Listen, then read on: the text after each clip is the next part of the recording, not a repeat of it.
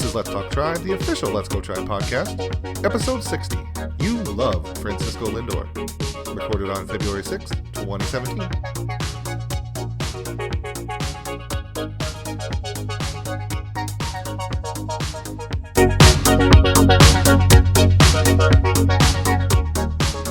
Hello and welcome to Let's Talk Tribe, the official Let's Go Tribe podcast. As always with your host, me, Matt Lyons, and Jason Lukart. Jason, how you doing? I'm good. Today, this is one of the few Mondays of the year that I like, because this is the Monday of the year that football is over. So the Super Bowl, I've been told, was played yesterday. And with that out of the way, it's even more baseball time at this point. I mean, it's always baseball time for me, but for people who enjoy both sports for some misguided reason, now they're down to just looking forward to the one. So I'm doing well. But did you actually not watch the Super Bowl, or are you just being one of those people right now? I did not watch 1 minute of NFL football all season. So no, I didn't watch the Super Bowl. And this was the first time I didn't watch any of the Super Bowl in, since I was like a tiny little kid. The last few years, I've lost pretty much all of my interest in pro football. In the last couple of years, like the playoffs would roll around, and just out of sort of like creature of habit, I would still watch the playoffs and the Super Bowl. And this year, the Super Bowl rolled around. It's like I haven't watched anything. I don't really care. To the extent that I do care, I dislike the Patriots and Tom Brady and Bill Belichick, and suspected they would win and would want nothing to do with watching that. And if there was cool commercials, I'll see them later. If something incredible happened, like a human being's nipple was on TV, I'd be able to hear about that too. An incredible life-changing event. I spent the Super Bowl putting insulation into the crawl space around my soon-to-arrive baby's nursery. That was probably time better well spent and more fun for the most part. Yeah. So if you didn't watch it, you've basically watched it with the World Series, just in a better format. Because as I wrote yesterday, like right after it ended, it was really similar to the World Series, because the Falcons, they came into the game, they were the underdog, like the Indians were against the Cubs. The Falcons took a huge lead, like the Indians did. And then roughly around like three-quarters of the way through the game, or the series, everything went south. For the Indians, it was game 6. For the Falcons, it was the third quarter. I just thought it was kind of weird how much it paralleled what happened to the Indians. In another way, what happened to the Golden State Warriors, but that's different because they were the favorites going in. So I don't count that one at all. But with the Indians and the Falcons and the Cubs being so heavily favored, the Patriots being so heavily favored, jumping out to a lead, it felt like there was no way the team could lose, and then they just kind of did. Maybe the difference. I hate to step on the toes of the analogy, but I don't buy the idea that the Indians had a lead, that there's just no way they could lose. The Cubs won 3 games in a row a bazillion times this year. So I really think a massive lead with, 20 minutes left. Like I said, I didn't watch the games. I don't know exactly when they last led by whatever it was, like 20 some points. But I feel like that's a much bigger blown lead than 3-1, because getting outscored by 25 points in a quarter is much more rare than losing 3 games in a row. It is more rare. Yeah, I don't know if there could be an equivalent in a series unless it's like 3-0 and you're like on the border of game 7, but it's about as close as you can get, I think. It was like coming back from a 3-1 deficit is not common. It's not the like 98% chance the Falcons had to win, but it's not exactly like I had the same feeling watching the Falcons of watching the Indians. Like, okay, they're this far ahead, they're probably not going to lose. Maybe that's just me being dumb watching baseball, thinking, okay, they're up 3-1, they're probably not going to lose. Man, I'm going to say that was you being dumb. I can't believe you were counting those eggs before they hatched. I wasn't counting them that far, but it was at least, okay, I can kind of relax now. There's no way this is going to go. You were too young in 97. No one who lived through and remembers 97 well was counting those eggs. That's probably very true. But the only thing the Falcons didn't have, I guess, was their own Rajai Davis home run. The Indians at least had that, and the Falcons had absolutely nothing at the end. So maybe the Indians got off a little better in the end. But I'm with you. I'm glad football's over. I wrote my one football post that I'll probably ever write, and then never have to look at it again. Although I will say, I'm not like you where I'm completely out of football. I'm 90% don't care anymore. But I'll watch the finals of just about anything. Like I'll watch the Super Bowl, the end of hockey, a big golf tournament even. I just finals of things. I'm generally the same way. Like even sports I'm not really into, like when it's their big event.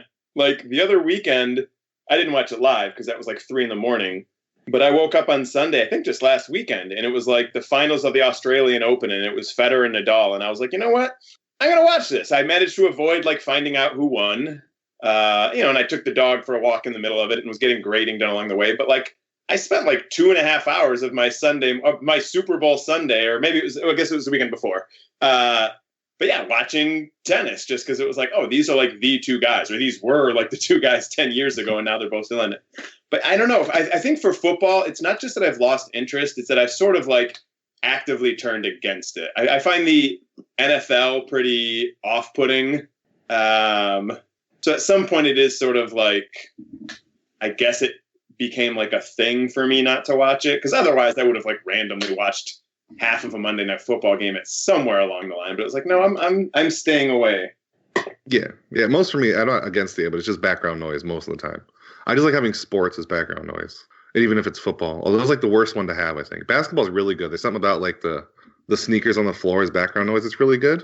I don't know if that's weird to explain, but I really like having basketball on and not even watching it. But yeah, football's over. Screw it. Let's not talk about it ever again. Let's talk about something way more exciting, is the Indians signing a left-handed reliever.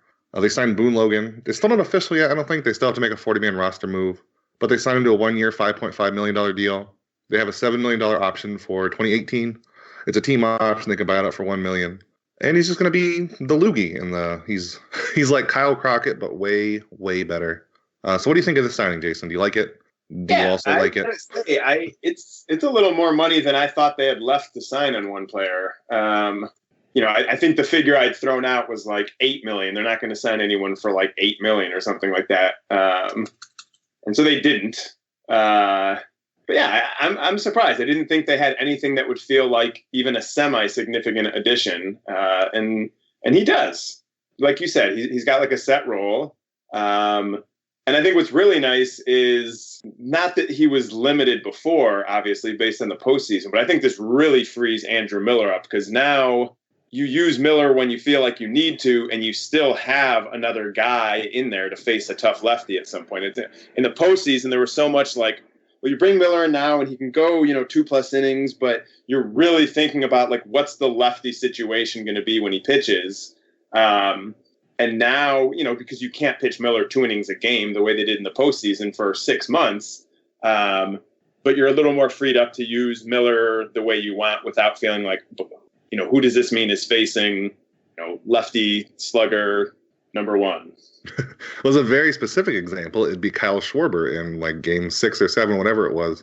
There was like a series of lefties where they could have used somebody else. Because I think at that point Andrew Miller was out, and so they had nobody else. Well, like on a bigger scale, I don't think they had as much of a lefty reliever problem as people thought, but just getting a reliever for those couple innings in the postseason, I think, is huge. And they only paid him like $5.5 million. I thought they paid way more than that based on what other relievers got. Do you think this eliminates Austin Jackson altogether? Like, is there no way they're going to keep him and pay him the money that they paid Boone Logan? Yeah, I don't know. I can't recall. What are the specifics of the Jackson contract if he makes the roster? So it's minor league now. If he doesn't make the roster, or if he does make the roster, it's $5.5 million. Otherwise, he can just opt out. Yeah. So it's like the same contract. I mean, I feel like at this point he's like an emergency insurance case, like, because even on merit, it's not like he's likely to be like one of the top 4 outfielders. So I feel like this is like if Brantley has a setback and someone else doesn't look good or something like that. But I wouldn't bet on Jackson making the roster. Yeah, and that also kind of covers, I didn't even include it in our questions because I knew we would mention it at some point, but other people were asking if you think Jackson will make the roster, and I think it's pretty clear that neither of us really think he will. I'm with you. I think it's like a 3rd or 4th insurance. So what do you think in general? We won't do like I don't care who the 7th and 8th relievers are, but how do you think this bullpen dynamic is going to work? Because exactly what you said is that Andrew Miller can be used literally anywhere now, and Boone Logan is just lefties, and Allen stays in the closer role. Do you think Tito will mix up something else somewhere along the line there? I think it's like along those lines. I think Allen's still the closer, but I think Miller will pick up more saves than most, would-be setup men. I think, Francona will keep him in, for the 9th a couple times. Esther's already pitched the 8th, or, if there are a couple lefties coming up in the 9th, throw Allen in the 8th. I mean, I think the fact that it went that way in the postseason and the team did so well and it got so much positive attention, I don't think Allen, this is my sense, but I don't feel like he'd be threatened by sometimes being used in the 8th in the regular season. I still think he'll see the lion's share of the save opportunities. And Shaw at this point is maybe still the 3rd best reliever. We'll see. But yeah, at this point, the bullpen's set up that you shouldn't have to have too many high leverage innings during the season on guys who don't have a pretty solid record of success. Will there ever be a reason, like, you have Miller, so you can just leave Allen back there? I don't know if you have both of them available. Do you ever bring Allen in first for any reason? I guess if the lefty righty matchup works better, but like against the right lineup, if they got 2 really good lefties who are coming up, in the 9th, then yeah, I think there'll be. You could count them on your fingers. It's not going to be like dozens of them, but I think there'll be a few situations where Allen comes in the 8th and then Miller comes in after him. I think the real big thing I want to see is if all the Tito Francona revolution does stick around for another year, because it was just 2 years ago where everybody was faulting him for sticking with guys too much and just in the same strict roles, and maybe more on offense with like Mike Aviles. But even in the bullpen, it was just that everybody was too strict in what their roles are, relying on the veterans. And then this year, it all just kind of turned around. I want to see if it'll be a multi-year thing. I'm really excited to see if he does it again. Obviously not, like you said, Andrew Miller in 2 innings every single game, but using him where he's needed the most instead of just as setup closer. And I want to see if he'll do it. He seems like he will. Everything he says. Francona's philosophy maybe having changed, and how much of it is just he didn't have Andrew Miller before. Like that's true. There in terms of like his bullpen management, I don't know, relying on some of the guys. I mean, Shaw is the guy who catches a ton of grief. And then every year we look at Shaw's numbers at the end of the season, and it's like, oh, Brian Shaw was really good again. Last year, I think a lot of it, and we've said this probably 5 times on the podcast, I think a lot of it was just that the beginning of his season was so bad. So that was like his first impression for the year. And then a reliever has a bad April, and it takes all season to make his ERA look pretty. So, yeah, I don't know. At this point, and I reserve the right to rechange my mind, but at this point, I'm going to try to avoid, at least on the bullpen side of things, giving Francona any criticism. He's done a great job. And yeah, like Michael Martinez being up when he was up at the end sucked, but I never bought into the idea that there was a significantly better roster option. And then that's just the way the game shook out. When you have a game, go extra innings, and it's all hands on deck, like odds are everyone's playing at some point. And yeah, that's crappy timing, but I don't see that as like a failure on Francona's part to plan or decision make correctly. I think more on the who he leaves in the wrong place is still kind of lingering from Aviles playing way too many positions. And it sort of was Martinez. I don't fault him either just for having Martinez at the end because that was just dumb luck. But I still wanted Yandy Diaz instead at some point, and I still don't like the idea of Martinez being around so much. But I'm hoping that he has had a philosophy change and it won't be all these veterans that can technically stand in more than one position and not be very good at any of them as Tito's guys. I hope that changed. It seemed like it might have started to last season. I just hope it carries over. And it's not quite related to Boone Logan, I don't think. I already forgot. There's been so many, like, there's Richie Schaefer came in and he was gone. But somebody came in and now Jesus Aguilar is gone. The Brewers claimed him. Do we miss him? Do we do we play him off a song? Or I don't even know why we're talking about him. We talked about him last week. Oh, we did? I didn't think we did. Never needs to be spoken of on Let's Talk Drive again. See, that's how forgettable he is. I forgot we talked about him last week. I don't know. Who do you have any idea who they might get rid of for Boone Logan? It's just going to be a reliever, right? I can't imagine anybody else. Yeah, I mean, in terms of the current 40-man roster, it almost has to be a position. I mean, another pitcher, because that's like 2/3 of the 40-man roster right now is pitchers. Like there aren't really any position players to be squeezed right now, I don't think. So, yeah, it'll be some reliever who I'm going to not remember he had been on the 40-man roster in the first place when I see that transaction. Yeah. I don't know if they'll do, like, if they want to keep as many lefty reliever options as possible or get rid of a righty. I don't think it's going to be anybody like Kyle Crockett, is it? Like anybody who might touch the major league roster. I can't even think of, like, the bottom minor league bullpen arms who would even be eliminated, but I don't think anybody major or surprising. No, the fact that you can't think of who it might be is exactly why it doesn't matter. Right. It's going to be... Again, we could pull up the 40-man roster and start naming guys on it, and a few of them I could make up fake names, and you wouldn't know for sure if I was making them up or not. Player McBaseball. I think he's going to be DFA'd. It's only a matter of time. So anything else on Boone Logan? It's exciting. I did not expect it. I don't know if you did. That's who I thought they're going to get the trade deadline, not Andrew Miller. But so I'm perfectly happy with him getting him now. That's basically my final thought. I'm excited. I want him to be here. I want everybody they've signed to be here. It was a great offseason. Yeah, I agree. It's gone well. I mean, to me, it's Edwin Encarnacion and footnotes. But I think Logan's a little more than a footnote. That's a pretty big reliever signing. Like, I don't know. I'm glad they signed him. I wouldn't say I'm excited. He's, I think he's a good reliever. I think the team will be better with him than they would have been without him. If someone else had signed Boone Logan this week, I wouldn't have been like, oh, what a missed opportunity that was.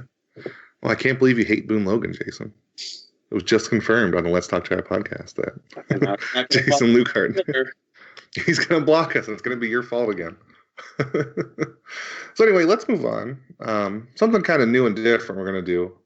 Last year, when the Indians were going for the postseason run, I wrote kind of a half tongue-in-cheek, half serious bandwagon guide to the Indians, because there are a lot of people who I thought would probably be starting to be fans when the Indians were making a run. I didn't think they'd actually go to the World Series, but they were doing some kind of playoff run, and it was exciting, so I thought maybe more fans would be coming. But now that they were in the World Series, now that they've signed with Edwin Encarnacion, they've got all this attention, there's going to be more bandwagon fans, and I think it's our job as Let's Talk Tribe podcast to help those new fans on. And before we even get to that, I want to know your thoughts on bandwagon fans. Do you think they're okay? I think we've sort of talked about it before, but my thing is I don't care. I think they're good.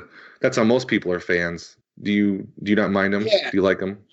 That's the view I've come around to. When I was younger, when I was your age, I much more had the attitude that like bandwagon fans were phonies and, all of those sort of negative whatevers. But yeah, the older I've gotten, the busier I've gotten, the more I've come around on the idea that it makes a lot of sense to pay more attention to your team when your team is doing well. Now, for me with the Indians, it doesn't work that way. I'm going to be paying attention to them no matter how good they are or are not. But yeah, I don't really begrudge someone who, digs their hat out of the closet and gets more into things when the team is going well. I do think you can only, get out what you put in. And so I do think those of us who like follow the team closely 12 months of the year, good times or bad, I do think fans like that can take more satisfaction from the success just because you've put so much emotion into it. But yeah, the more the merrier. Yeah, and the older you get, I think the more you also realize that you started liking the team when they won, and then it just kind of makes sense that more people will. And I also wonder if it's wait. No. What? I did not like this. Not you. I mean the royal you. Okay, all right. Just want to be clear. A lot of people start liking the team when they win. Indians inspired Major League because they were terrible. Right. When you were a kid, like in the 50s, they were not very good, but they were good in the 50s exactly. too. Whenever you were a kid, like the 60s or 70s. Boudreaux had just retired. And dark time. And you were a strapping young lad. But no, I think in general, like a lot of people say, like when I was a kid, I watched them win, and now I like them, but I don't like these bandwagon. It doesn't make any sense. Yeah. And I also wonder. So we're both welcoming them. So what messages do we want to pass along? What information do we want to pass along to help them get by? So I'll go first. I'm going to just come out swinging at people first here. My first tip for a bandwagon fan is don't be an ass. The Indians, they were really good. It was fun. It was kind of fun talking during the playoffs, but don't be, this doesn't even just apply to just bandwagon fans, but maybe like new fans coming on will get overexcited and get way too much into it. But just in general, the Indians won the World Series. They're probably going to be good this year. Just don't be a jerk about it. It's okay. I like trash talking in a fun way, but like don't genuinely be a jerk over baseball because your team is good, especially if you just started liking them. But even if you haven't, there's no real sense to it. Let other people enjoy their thing.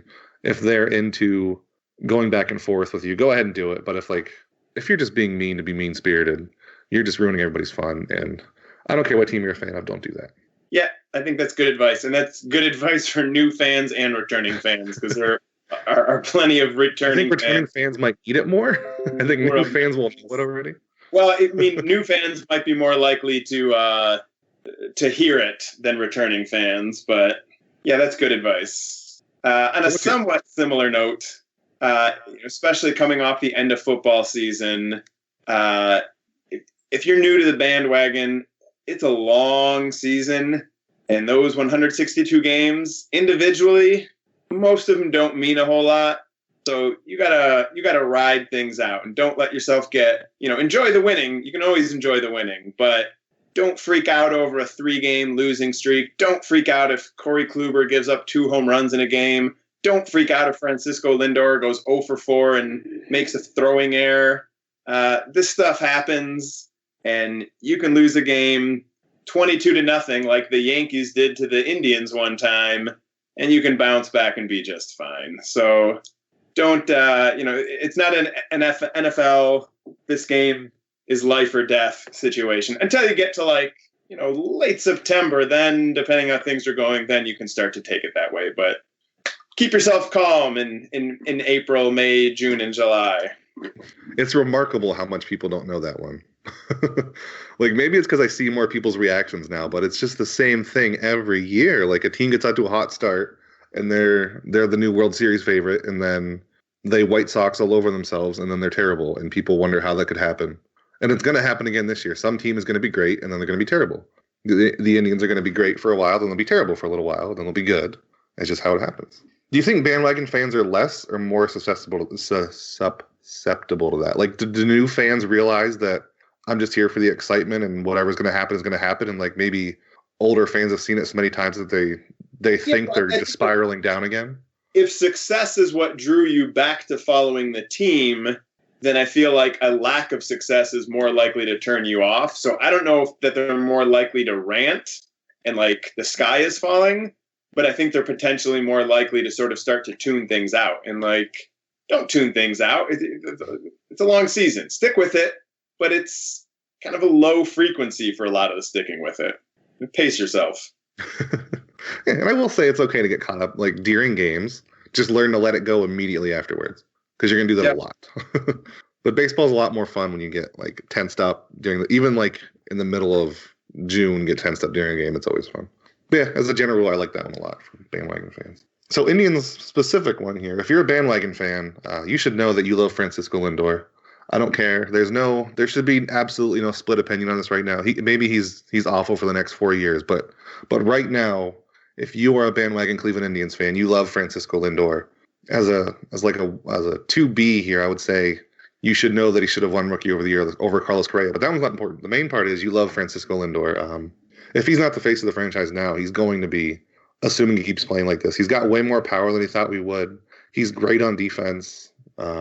He smiles a lot. That's cool. He's just one of those players that has fun, and he wants to be a face of a franchise, which is rare, I think. I mean, you have like Mike Trout, who's just kind of there. He's not nearly as exciting as a person, I don't think, as Lindor is, like on camera and outgoing wise. But yeah, you love Francisco Lindor, and don't take his defense for granted. Is also another kind of subsection of this, is that he's going to make everything look so easy when he has a bad game. Which again, this kind of goes back to years. When he looks bad on defense once in a while, that doesn't mean he's terrible. It just means he's so good 99% of the time that it sticks out when he's bad. So as a bandwagon fan, you love Francisco Lindor. That's all that's to it. Let's see. For next one, all of your drone jokes have already been made. You missed the boat on those. You're going to have to find something different to make fun of Trevor Bauer for. That's a quick minor one, though. I guess we kind of already touched on this, so unless someone is... Let's sort of... You can build off that one for a minute.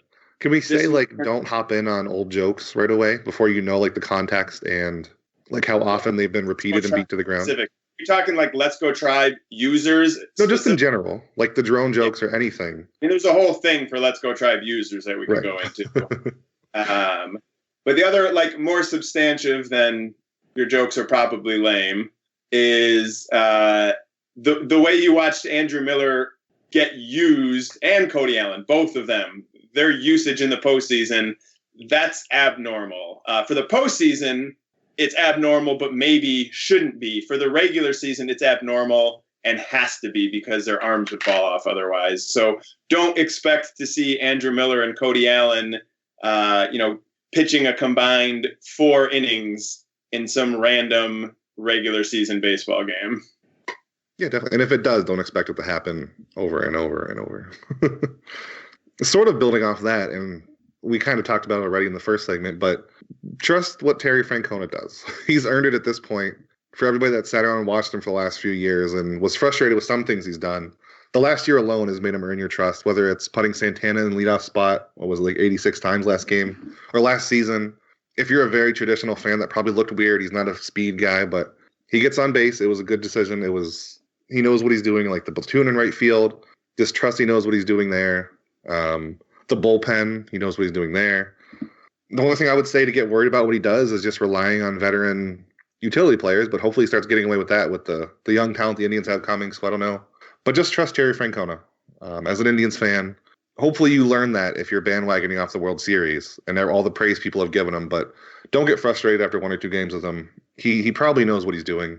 In fact, most managers do. We can jump on all of them, but I'm guessing most of them have an idea of how to manage a game better than we do, but especially Terry Francona. All right, for my last one, and I'll lead into it with you mentioning Carlos Santana, because he's the nearest and dearest example of it to my heart. You're not an expert on baseball. You might become one, and you might not care to be one, and you don't need to be one. You can completely enjoy baseball without really understanding why certain players are better or worse than you thought or anything like that. Like, you can just watch the games, be happy when the Indians score, be bummed when they don't.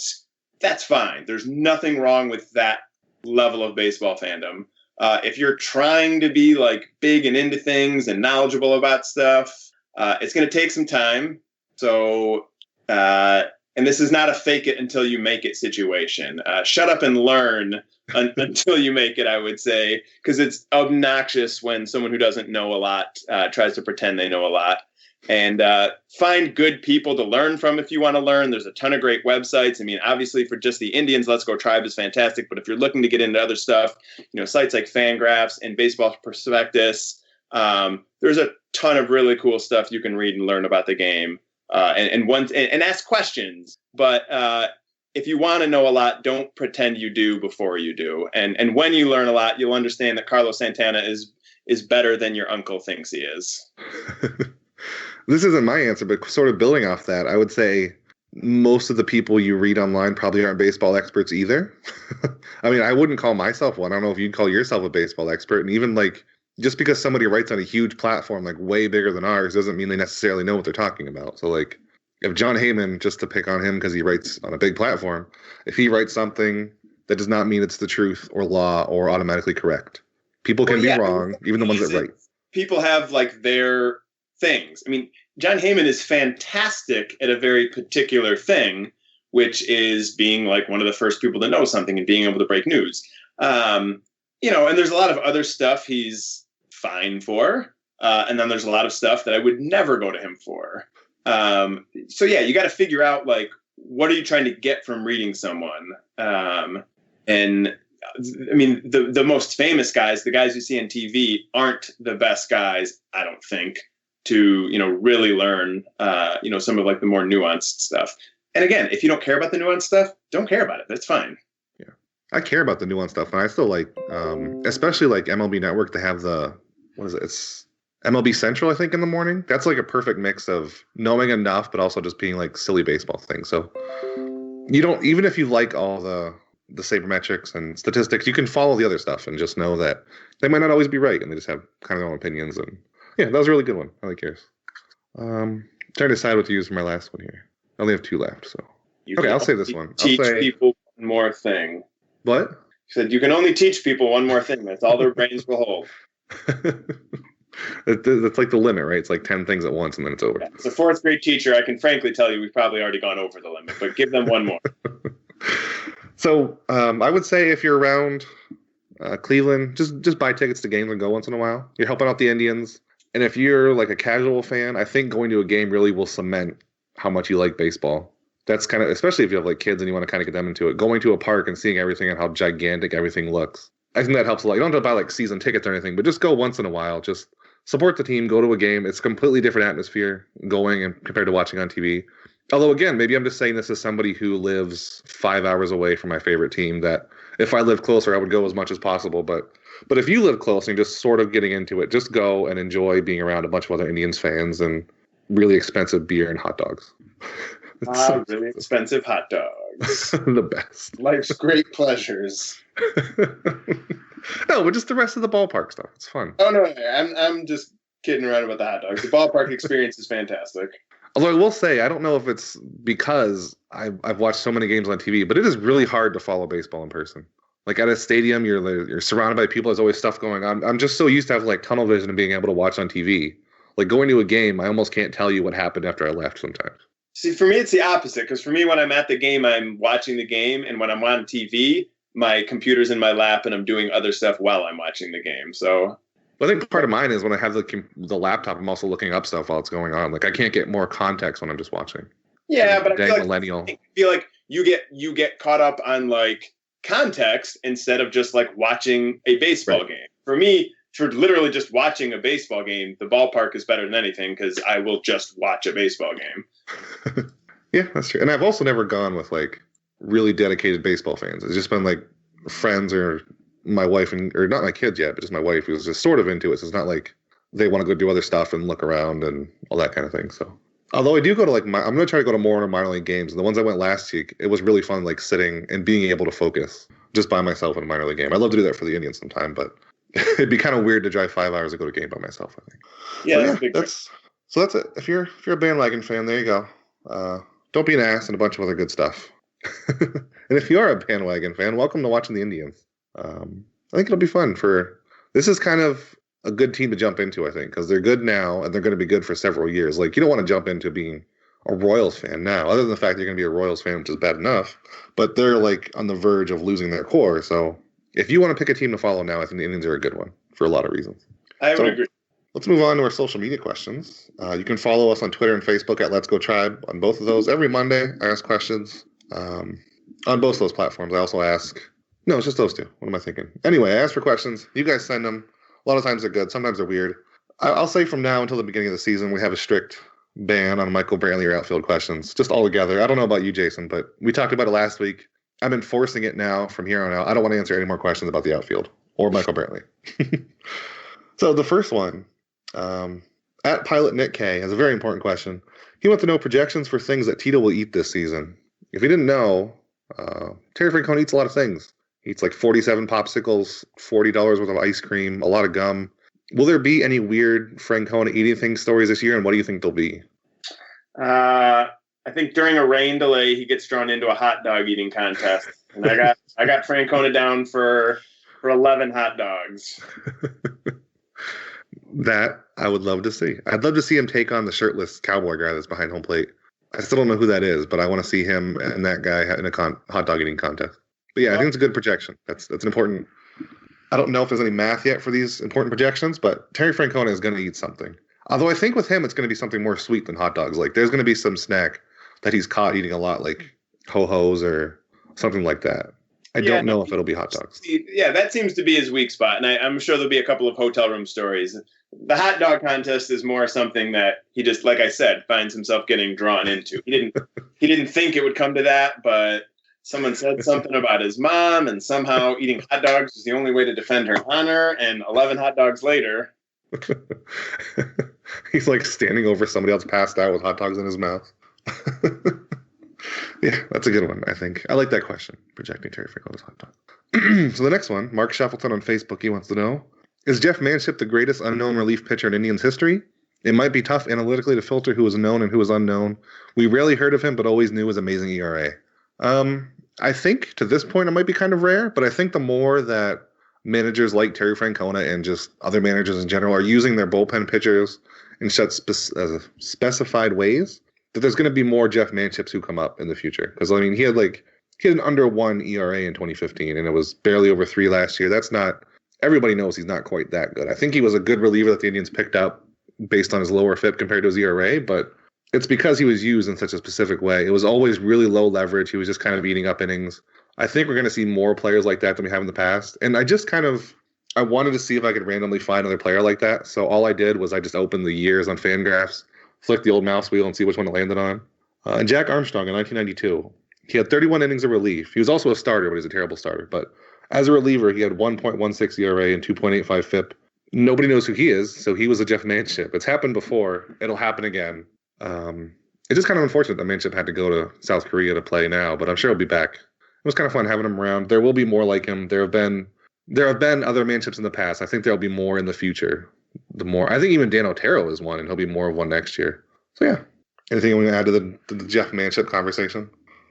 No, I think like you said, an ERA below 1 stands out more, but you raise the bar in the ERA a little bit and, look for a guy with like 30 innings pitched. There's a decent number of guys who, have seasons like that. It's not always going to be on the Indians, but those kind of pitchers are going to exist. Yeah, exactly. Guys like that exist. It's fun while it lasts. In his case, it didn't last. But yeah, I don't think he's some incredibly, rare bird that we'll never see flying across the skies of Cleveland again. Or a very rare ship that we'll never see on the shores of Lake Erie again. Yeah, see, Jason, that's a ship pun because his name. I set that man did you right out of the park. So the next question is a very hard one. I hope you researched it, and I hope you looked up stats. I want a full, detailed answer with cited sources. Giorgio Michael Satimio on Facebook wants to know, who gets the ball for opening day? Jason, think long and hard about it. Please consider all your options, and tell me why it's going to be Corey Kluber. I mean, it's not going to be anybody else, is it? The only other sort of option is Carlos Carrasco. Because he was the team's best pitcher last year, which is one common predictive factor. He's also been the team's best pitcher over the last 3 or 4 years, which is also a common predictive factor. Really, the only time when the team's best pitcher the year before isn't the starter is when the team has, someone who's been good longer and just maybe was hurt the year before or had a slightly down year, or the guy who was better than him the year before was like his first great season. In this case, Kluber's the guy using either of the categories. Carrasco is a really good number 2, but Carrasco wasn't as good as Kluber last year, and it's going to be Corey Kluber unless if it's not Corey Kluber, it means something's gone really, really wrong. That's what I was going to say. Yeah. It will be Corey Kluber. It will be Corey Kluber. Everything's okay. It will be Corey Kluber. Yeah. If you read this or if you heard this question and then immediately went to a coma and woke up on opening day and you saw Carlos Carrasco on the mound, freak out, run around, find out what happened because something somewhere went terribly wrong. I mean, yes. Maybe Kluber had an awful spring or maybe he was injured, but something bad happened and Carrasco is now. There's nothing against Carrasco. It's just, like you said, Kluber was better last year. There's no reason. Kluber would be the opening day starter for like 27 different teams if he were on that team. He's a fantastic pitcher. Yeah, that's kind of how it works. So last question here is from 330 and 513 on Twitter. He wants to know if you could bring back any former Indian player all time to play on this team, who would it be and who would he replace? I'll let you take this one first. All right. Well, I'm torn between 2 different answers. So I'm sort of tempted to let you go first just because maybe you'll eliminate one of my answers. But I guess maybe now I ruin your answer if I go first. Do you want me to go first? I have a couple if you want me to go first. You go first. Okay. So I have an old one and a new one. I'd say the old one I would want to see. After we both our answers, I'm going to have a qualifying thing for this. But for now, let's just do both our answers. So the older one, I was going to say Lou Boudreau. I'd want to see somebody of his caliber also managing the team and playing at the same time. That's something I would want to see. I want to see how good he would translate to playing today. And then a recent one, which seems kind of too soon to even talk about still, I would want to see Grady Sizemore pre-injury and have him replace somebody in the outfield and see if in this alternate timeline maybe he doesn't get injured. What does he turn into over a full career without several devastating injuries? So either Lou Boudreau or Grady Sizemore, somebody in the outfield I want to have come in and I guess take over for whoever you want to throw in center field. Those are mine. Who are yours? All right. Well, first, I don't know how much you know about Lou Boudreau. Obviously, you know that he managed and played for the Indians at the same time. I'm a little struck by the fact that you're bringing Lou Boudreau up, which means apparently your first choice is to kick Francisco Lindor out of the starting lineup. He can play somewhere else. I mean, one of those two will adjust somewhere else. I feel like I will make them do it. I feel like, I'm going to bring him up and then I'm going to move him to a different position. Like, I feel like if you bring him up, he's got to play like his normal position. Okay, fine. So in which case, I guess Grady Sizemore is your answer because that was your other answer. I mean, but to me, I feel like it's a little bit fudging if you choose someone and then say your moving someone else to a different position. I guess if you're the actual manager, you of course could do that, but I feel like you have to move Lindor in that situation. I feel like the guy you bring up, you have to put at his normal position. And I guess Lindor just becomes a fantastic best utility infielder ever. Right. So what do you do? Put him at third base and then you push Jose. See, I mean, I'd love to see Boudreaux, and I think the idea of a player manager would be fun. But I feel like you just can't pick an infielder because there's no one I want to push out of the lineup. So to me, it's either an outfielder, like you said, because that's the weak part of the team, or it's a starting pitcher because you can always significantly upgrade your rotation by replacing your fifth starter with like a Hall of Famer.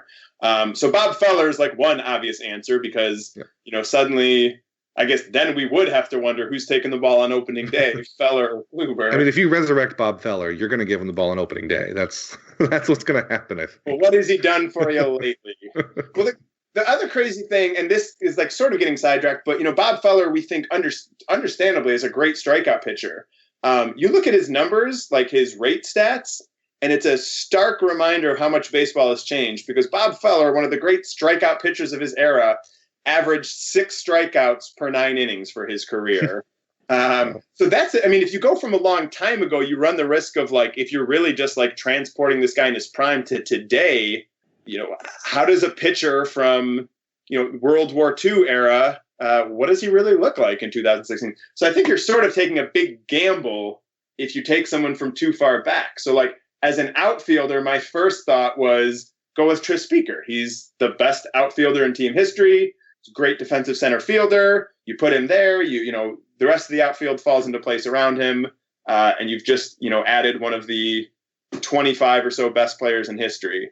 But I would, if this were like a time machine scenario, be a little afraid that like, oh man, a guy who played in, like the dead ball era in 1920s, it turns out he does not have what it takes for baseball 100 years later. So, like, I guess against hedging that, I think Grady Sizemore is a good answer, or Albert Bell, someone who was great recently enough at a position the Indians could use an upgrade for, that you wouldn't be worried that, oh man, it turns out baseball players 100 years ago weren't good compared to today. Yeah, that's basically the point I wanted to bring up, is that if you're just teleporting them, I can almost guarantee they're going to be terrible. Like the best players, no matter how many instincts you have, you can't compete with the amount of training and just general awareness and everything they have now. They're so much bigger, faster, stronger. Like I don't care how big Babe Ruth was back then. I don't think he's going to look great today. Like he's never seen pitches as fast as they can throw now. But I think what if it was, you could take, you take Bob Feller when he first started and drop him into the system now. But then there's like so many factors developing where maybe he just wouldn't turn out the same way he was. Like there's so many weird little factors, but just teleporting an old player, I think almost no matter who it is, they would look bad. Even a manager, because like think about the kind of decisions that a manager from 1920 would make today and how bad they would be. Yeah. I feel like a pitcher has a better chance of succeeding just because on some level, like, I mean, there's different pitches now, but like on some level, pitching hasn't changed that significantly. Like there's more guys throwing 100 miles per hour than, there used to be, but it's not like Bob Feller's fastball was like some 82 mile per hour thing. And I'm confident that Bob Feller, working with Mickey Callaway could teach him 1 or 2 new pitches if that's what was needed. So I'm pretty confident Bob Feller could come into today's game and still be a great pitcher. Whereas Tris Speaker, like you said, like the conditioning, and it's not like, oh, well, he got a lot stronger because he lifted weights over the offseason. Now he's ready. No, because like that's going to change all sorts of other things. I think you're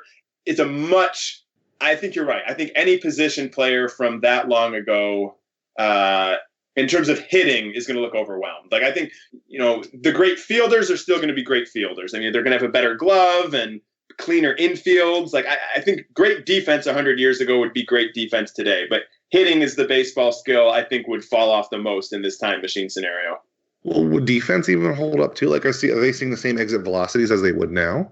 Like, that's another big difference. They're not seeing balls hit nearly as hard coming at them. They'd be playing in much better conditions, with better lighting, with better equipment. I feel like a lot of that is just like instincts, quick, first step and stuff like that. I feel like those adjustments would be more makeable than hitting. Yeah, like either we would agree that hitting would be obviously the biggest drop off. Like that'd be the hardest. Do And you I don't think think, like I think given like a little time, I don't think like, Babe Ruth wouldn't even make a team today. I don't think that's the case. Whereas basketball, I do think that's the case. George Mikan, who was like the first superstar of the NBA, I don't think could start on a D1 college team today. no wait, so you think Babe Ruth would make a team? I'm saying I don't think he would. That's my No, yeah, I general think Babe thought. Like just dropping him from a time machine, I don't think he'd get very far. I don't think like the next day he's in the start, but I think given a fairly brief amount of time, Ruth was good enough he'd adjust and still be a good player. Right. And then so like basically the biggest in a way what we're saying, like the skill that carries over the most is just baseball instincts. That's the only thing you keep from like switching over to the new kind of training and all kind of adaptations they have now is just however well you knew the game back then. Because obviously how strong you were or how fast you run back then is completely irrelevant now. The hand-eye coordination is still there. I mean, there's a lot. I mean, there's a lot that's still going to be the same. But you've got to adjust to a ton of different pitchers. You've got to adjust to a world where you don't see the same pitcher 4 times in a game. You've got to adjust to a world where everyone else has been on. Most other people have been on some sort of like strength training regimen that didn't exist for you that you can't just like catch up on in an off season or something like that. I think great players, enough of their instincts, they'd still be good players, but I don't think they'd be great players. So, I mean, Tris Speaker was a better player in his era than Albert Bell or Grady Sizemore was, but Albert Bell or Grady Sizemore in his prime, I'm not worried about the time travel adjustment. When do you think that line is? Is that like? I mean, I think the farther the you go, the more it gets. But I mean, especially, and Speaker played on both sides, and most of Speaker's career was after the dead ball era. But like, Hannes Wagner, like, on merit of his era, is one of the 10 greatest baseball players ever, I think. But the game was so different then. Or pitchers from the 1800s when like, the mound was always the same distance. Like you look at old pitchers' numbers and Old Hoss Radburn, and it's remarkable, but it's also a stark reminder of like, oh yeah, that was 1800s baseball wasn't really what we think of as baseball. Yeah. Whereas like I think Willie Mays, you take 1951 Willie Mays and drop him into 2017, let the Indians sign him, and I'm confident the Indians have a fantastic player. Yeah, I can see that. Like, again, like you said, not overnight, but eventually.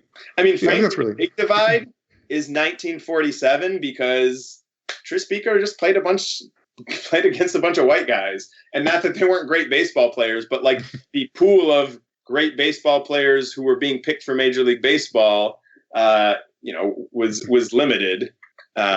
Whereas once you get into like Mays and, the 1950s, at that point, you've still got like foreign influx more recently.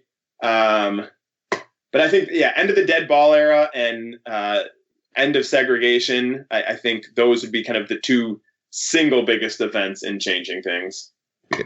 Now I say we reverse it and we send Mike Trout to like 1912 and just see what happens. It's gonna be ridiculous, right? There's no way that he would get hurt by that. Send LeBron James to like 1957. And I mean, he would look like he was an alien. He wouldn't seem like he was the same species as the players he was playing against. Yeah, there was something in like football, like the what was the Redskins? The hog or whatever. Their huge offensive line, like all of them were smaller than like the smallest defensive tackle or offensive tackle on the Chargers. William Perry, the refrigerator, right. And like on the 85 Bears. And I was like, oh my God, he's so incredibly overweight, and he would be undersized and he'd be like a fullback on the small side. Yeah. Yeah, I think it's a really interesting idea and conversation that we'll unfortunately never be able to test because I don't know how you could possibly simulate that. Like you can't account for. Yeah, unless you think time travel is possible, which, as my wife can tell you, I do not think time travel is possible. So I don't think we're ever going to find out. Just to be sure, if there's any time travelers who hear this in like 20 years, you can just walk in my door right now and then I'll believe it exists. Hold on. Nothing. All right. So it was worth a shot. Tried. There's no time travel. We'll never find out. Yeah, those are our questions. So what's new coming up for you, Jason? Counting down the days till that baby arrives. Met about 4 weeks from the due date. Not even, a little less than 4 weeks from the due date. So frankly, baby could show up 10 days from now and it wouldn't be a huge surprise. It is a reminder, I got some stuff I need to get done before that baby arrives. So what do you have left? Well, I mean, I'm going on leave from work, and anyone who's not a teacher might be surprised by how much work there is to get done before I go on leave. Yeah. Okay. So you got the room insulated. That's a big thing. Yeah. You said, I think a couple weeks ago, you said you had all the furniture already, right? Yeah, all the stuff's in, and now that everything at this point, the house is ready for the baby to show up. I think we're as ready as we're going to be. Cool. That said, I want the baby to wait, though. I want the baby to be a little late, not a little early. That just works better for some of the other stuff I've got going on. So, baby, hold tight. I got stuff to do, baby. Just stay in there for like one more week. I think ours, like our second it was to the point where she had to be induced. He was like waiting there so long. Yeah. That gets really annoying when it's overdue because it gets so much worse. Like there's just this line of like, okay, it should be here now, and it's not, and I want it to be here. But it'll happen eventually. And the only other thing, we talked about it before. I might as well mention it now. I don't know if we'll actually get anybody, but I bought I didn't know it didn't come out till like the 10th, but the Baseball Prospectus Annual came out, so I'm going to read over that this week. I'll probably write a post about the stuff that's in it, like what it says about the Indians. And then hopefully next week we'll have like we'll make that our talk about the annual show. Maybe we'll try to get like Emma, I really don't want to try to pronounce her name live on air, but Bella Kalari, I think. She wrote the Indian section along with David Brown. So try to get one of them on, or one of the other writers, somebody from BPN to talk just about, they're all smart people over there. So no matter who we get, it'll be great. But just to talk about the Indians and the whole BP annual, because it's one of my favorite baseball things. So somebody to talk about about that would be great for an episode, I think. Then after that, we'll have like only one or two left before you take your leave from the podcast and abandon us all in the darkness. Yeah. But we'll have other people on it. The podcast isn't going to go away when Jason goes away. It'll be worse, obviously, because Jason is like 90% of this podcast. Other than technical stuff. But the talking, the parts that matter, is mostly Jason. But we'll replace him with several people and robots and things until he gets back. I like some of these robots. Listen, we're working on robots to replace you. I've been recording your voice. I'm going to just type out everything you've said, and I can just make it say whatever I want. It'll be great. Oh, man, you're going to make me say so many bad things about Carlos Santana. I love Joba Chamberlain. It's going to happen. Okay, so anything else before we sign off, Jason? That's it for me. Okay, see you around, everybody.